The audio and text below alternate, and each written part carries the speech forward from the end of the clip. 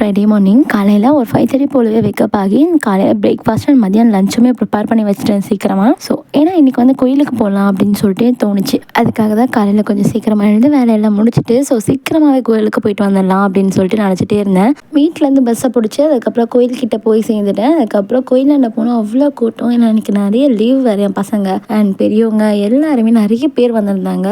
இன்னும் நாங்கள் டியூஸ்டே போகலாம் அப்படின்னு சொல்லிட்டு பிளான் பண்ணியிருந்தோம். டியூஸ்டேலாம் போனால் நசுங்கி பிசுங்கி தான் வரணும் போல இருக்கேன். ஏன்னா அந்த அளவுக்கு கூட்டம் ஃப்ரைடே இன்னைக்கு. அதுக்கப்புறமா சாமி பார்க்க லேட் ஆகும்னு நினச்சிக்கிட்டே இருந்தேன். பட் ஆனால் சாமி என்னமோ சீக்கிரமாக தான் பார்த்துட்டு வந்துட்டோம். அதுக்கப்புறம் வெளியெல்லாம் வந்து ரிலாக்ஸ் பண்ணிவிட்டு அதுக்கப்புறம் வீட்டுக்கு வரலாம்னு சொல்லிட்டு பஸ்ஸை பார்த்தா பஸ்ஸில் ஏறுற பஸ்ஸெல்லாம் அவ்வளோ கூட்டம். ஸோ இறங்கி பொறுமையாக போகலான்னு சொல்லிட்டு பொறுமையை நிதானமாக கடைப்பிடிச்சிட்டு ஃபைனலாக பஸ்ஸில் ஒரு ஃப்ரெண்டு இருந்தாங்களா. ஸோ அவங்க வந்து எங்களுக்கு சீட் பிடிச்சி கொடுத்துருந்தாங்க. ஸோ அதில் ஜம்பமாக ஏறி உட்காந்துட்டு வீட்டுக்கு கிளம்பிட்டோம். இந்த கோயிலில் லாஸ்ட்டு 2020 வந்திருந்தப்போ அவ்வளோ காலியாக இருந்துச்சு. அப்போ தான் இது வந்து பில்ட் பண்ணிட்டு இருந்தாங்க. ஸோ ரீவர் கன்ஸ்ட்ரக்ஷன் நடந்துட்டு இருந்துச்சு. ஸோ அப்போ வந்து அவ்வளோ காலியாக இருக்கும், அவ்வளோ ஃப்ரீயாக சாமி பார்க்குறமோ இல்லையோ ஃப்ரீயாக போயிட்டு ஃப்ரீயாக வருவோம். இப்போ ஏன் இது இவ்வளோ ட்ரெண்ட் ஆச்சு, ஃபேமஸ் ஆச்சு அப்படின்னு சொல்லிட்டு விசாரிச்சு அப்போ தான் தெரியுது.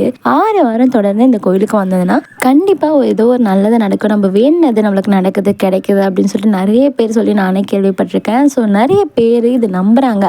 இதுதான் உண்மையாக என்னன்னு சொல்லிட்டு எனக்கு கன்ஃபார்மாக தெரியல. ஸோ இதில் நீங்கள் ஏதாச்சும் எக்ஸ்பீரியன்ஸ் பண்ணியிருந்தீங்கன்னா அது என்ன அப்படின்னு சொல்லிட்டு கரெக்டாக இல்லைன்னு சொல்லிட்டு கமெண்ட்டில் சொல்லுங்கள்.